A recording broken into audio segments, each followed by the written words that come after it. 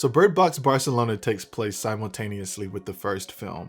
It's more of a spin-off or an expansion versus being a sequel. It could also even be considered to be a prequel, because there is a point in this film where it takes place about 9 months after the initial events broke out, unlike the original where it took place 5 years after the original events. So yes, in one timeline it does take place simultaneously with the first film, and then in the other timeline it's more of a prequel. But an umbrella term to cover all of this is just a spin-off. Also in the first film, that's where we got to see things happening initially throughout Europe and Russia. And in this film, that's where we're focusing on, Europe, specifically Barcelona, where we follow Sebastian, who's walking around the desolate streets of Barcelona.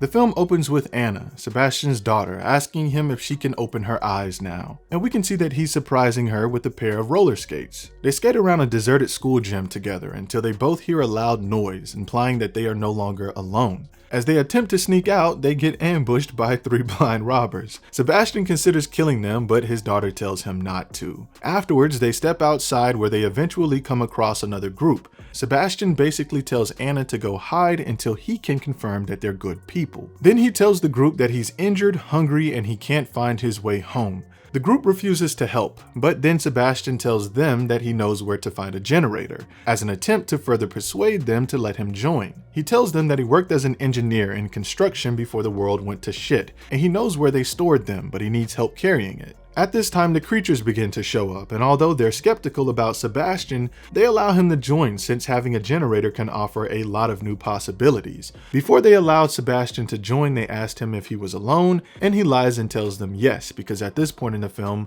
we know him to also be with his daughter. But when he was talking to his daughter before this, he told her to hide until he was sure that they were good people. Now, although yes, we do find out what's happening later, but at this time we just feel like Sebastian is checking out everything before he brings his daughter to join them. Marciel shows Sebastian their nice little community, and we find out that they have carpenters and mechanics, and they have a doctor. He takes Sebastian to go see the doctor, Liliana, so he can get fixed up, and we see Sebastian looking over at the cabinet like he's plotting something, but we just don't know what just yet. Later that night with the rest of the group, some guy with his eyes sewn shut informs Sebastian about the seers. And these kind of people also existed in the first Bird Box film as well. They just were more of a mystery then though, and in this film we actually learn a lot more about them, and they actually have a name. They refer to them as the seers. Anyway, the guy goes on to tell Sebastian about the seers. He tells them that something isn't right about those who can see, like they don't have it all upstairs mentally, and how it's like their mind is rotten. He further explains how a woman named Rosa was the first victim amongst their group, and how the leader of the seers drew an eye on her forehead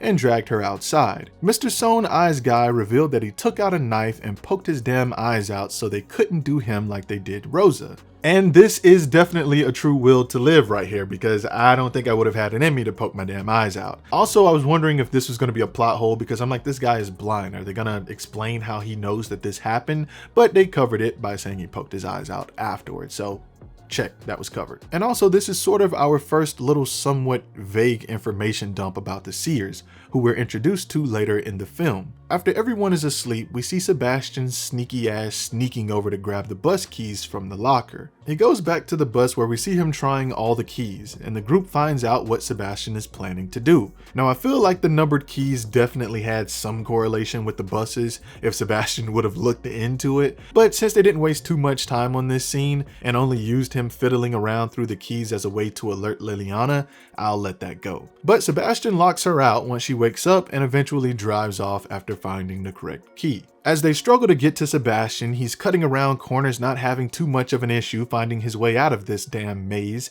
He eventually rams through a garage door where he flips and crashes the bus outside. Marciel steps outside the bus and Sebastian tells him to look at them because they're beautiful. Then Marciel becomes infected with the suicide vision, where he picks up a piece of glass and slits his damn throat. Now during this time, Sebastian's eyes change as well, and he sees a light shoot to the sky from Marciel's body like his soul just left his body. And in this moment, we kind of see two different versions of Marciel cutting his throat. It's more of like a blink and you'll miss it type of situation, but let me explain. So the first version just shows a normal bloody neck slit, and the version from Sebastian's perspective is a ray of light shining from Marciel's neck and a soul shooting to the sky. Now they cut back to Sebastian just before we see the light shooting from his neck as sort of like some quick foreshadowing, but of course we explore what this means later. He kills Liliana by forcing her eyes open along with the rest of the group next, except the guys whose eyes are sewn shut. And although this guy poked his damn eyes out, he might be the smartest person in the movie.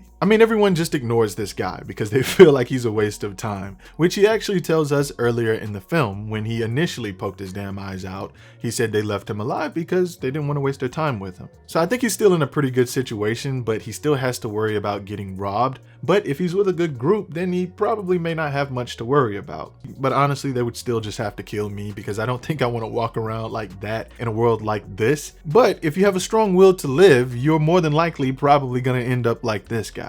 After Sebastian kills the whole damn group, his daughter shows up and tells him that he has done the right thing. She tells him that once he kills more people, he can reunite back with her and his wife. And this is where we discover that she's dead and Sebastian is our villainous protagonist. And they reiterate throughout the film in these early scenes how if you have a different way of thinking or maybe dealing with grief like Sebastian, the creatures will have an easier time persuading you. Then we jump to a flashback 9 months before the chaos where we see Sebastian in a turbine field with an employee as they discuss saving the world, and it seems that Sebastian may have been a philanthropist to some degree. And although I've already mentioned it earlier, I'll mention it again. It's sort of a prequel as well, considering the events which Sebastian shows us. It's currently 9 months after the chaos for him, but in the original Bird Box, current day for Mallory was 5 years after everything happened. And I just wanted to point that out one more time before we move forward. But he gets a call that some of the turbines have been offline for quite a while because several workers have jumped into them,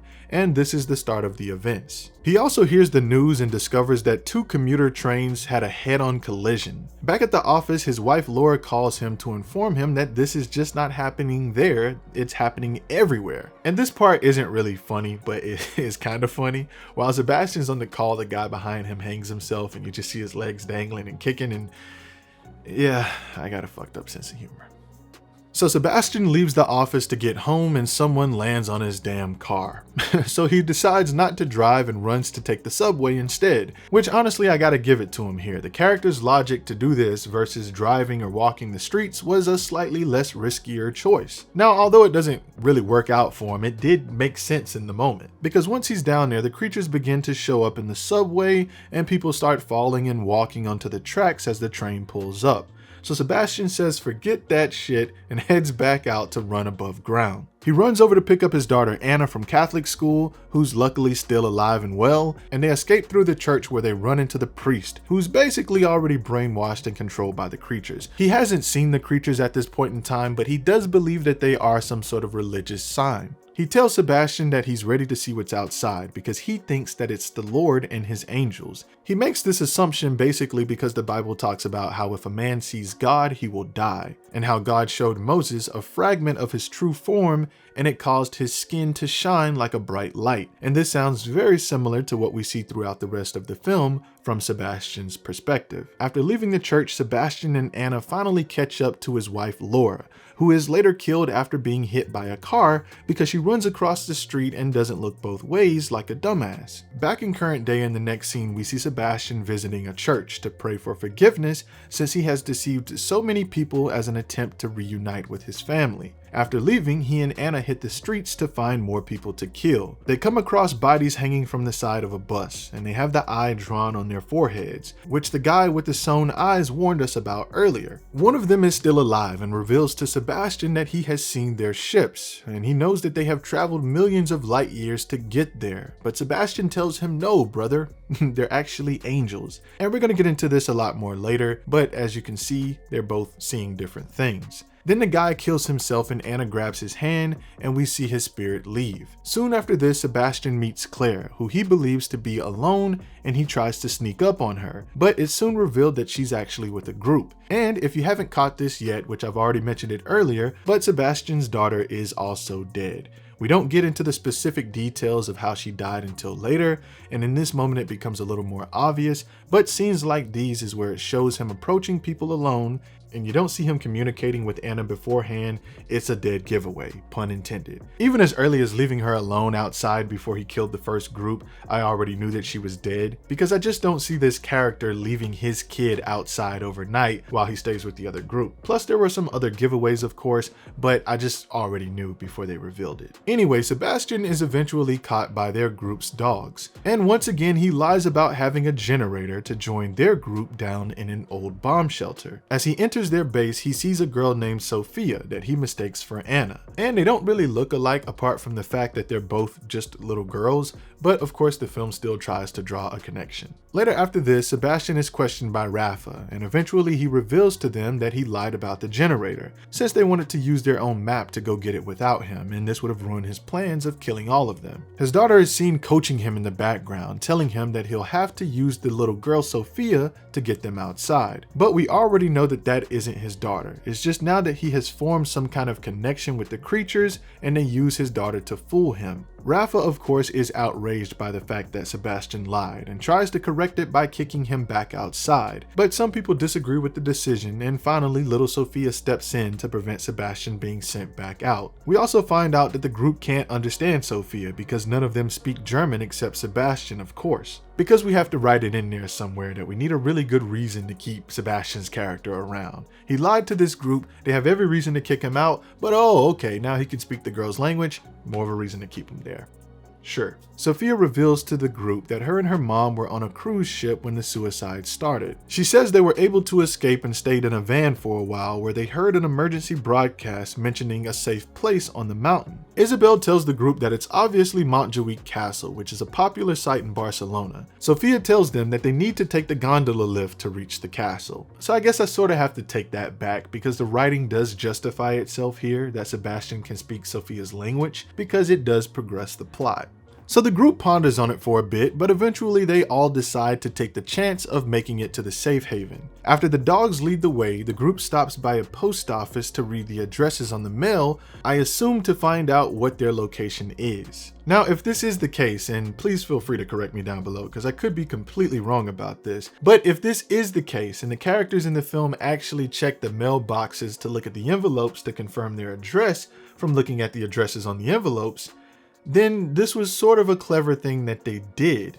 But if you really think about it, it actually doesn't make any sense. Because if they made it to the post office, then that means they actually knew where their location was to begin with, because they made it to the post office. So there's really no need to break into the mailboxes to read the addresses. And like I've already said, if they really just wanted to confirm their location, they knew where they were in the first place. So I don't know, I'm probably not understanding this part correctly, so please feel free to add your explanation down below. Because the goal here was to clearly make it to the post office, and then once they make it there, they check their map. So, what do you guys think? In the next scene, we can see them resting in a large building for the night, so maybe it was the address for that place. But I doubt that because they could have just found any random building to break into and stay for the night. But I'm jumping ahead of myself. So before we end up in the large building for the night, we jump to a flashback of Sebastian seeking medical help for Anna because she has a fever, but he's unable to find help. Back in current day in the large building, we see Sebastian beginning to develop feelings for Claire and Sophia. But in this moment, he also sees Anna lingering in the darkness, wanting him to stick to the plan of killing these fools. So he gets right back to work on that by waiting for everyone to fall asleep,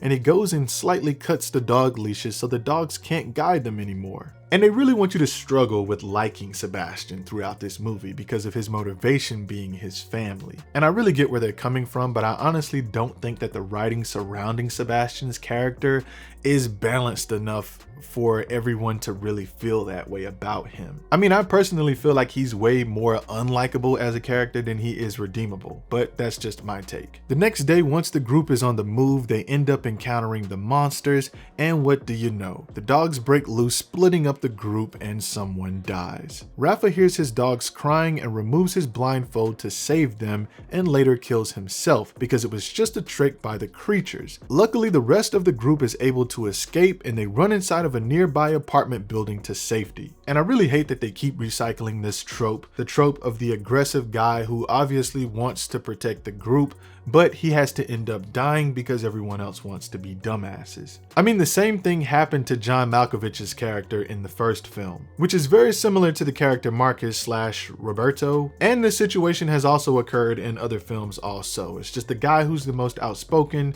he turns out to be right, but nobody listens to him and everybody gets effed. So all I'm saying is, why not actually have someone listen to the outspoken guy for once? And then maybe we can actually change the possibilities here to progress the plot. I'm just saying. Once inside, Octavio explains to them that maybe the creatures are able to use different people's voices using the observer effect, which is something he learned while receiving his degree in physics. He explains to them that all states are possible until observed, and that the creatures are possibly quantum beings that can take shape based on the poor bastards that sees or hears them. And he's basically saying that they can be whatever you want them to be. They can be aliens, they can be grief, they can be demons, God, whatever. Which I personally thought was a pretty cool scientific theory that we've never seen in the Bird Box universe before. We can kind of tell in this moment that some of this is kind of getting through to Sebastian's crazy ass, but it's just definitely taking a while to sink in. After this, he goes to search for Sophia since she's missing, and he finds her crying over the possibility that her mom might be dead. Then Sebastian cheers her up by giving her Anna's necklace of the Seraph Angel, and he tells her that their beauty is so great that only God can look straight at them, which we already know that this is what he thinks the creatures are. Angels. In a flashback, we see Anna praying to the angel pendant and Sebastian covering her ears as the seers and the priest who's their leader drag people out of their homes outside so they can see. And of course these fools think that they're doing the Lord's work. Back in current day, Claire tries to break through to Sebastian again by asking him about Anna, and she tells them that the monsters are manipulative and how they just pretend to be their loved ones. But at this time, Marcus/Roberto, which they refer to him as both throughout the film, began to get pretty sick from the dog bite, which happened really fast. I mean, shit, I'm pretty sure it's still the same day and he's already feeling the effects of a possible infection from the dog bite. I mean, look, I'm no medical professional, but it just seems like that happened really fast. But hey, you know, it's a movie. But anyway, the group goes to search the building for antibiotics to help Roberto and finds an apartment to search. Claire checks the bathroom where this huge overweight guy is hanging over the tub where it looks like he drowned himself. But also he doesn't really look like anyone from that family picture on the wall from when they walked in. So I don't know, but I do know that there were possibly faster ways for him to kill himself. But anyway, there's an open window in the dining area with a couple of bodies lying around. And Sebastian uses this opportunity to get Octavio killed by calling him in the room to see the creatures. But he notices that after Octavio kills himself, he doesn't see Octavio's spirit leave his body like the others, which confuses the hell out of this already lost fool. His daughter then orders him to kill Claire by removing her blindfold, but he doesn't and they escape the apartment together. They return to the group and mentally Sebastian fights with Anna because he didn't see Octavio's spirit leave. She tells him that this happened because he's beginning to lose faith. But finally, Sebastian is starting to see that maybe he's the bad guy here.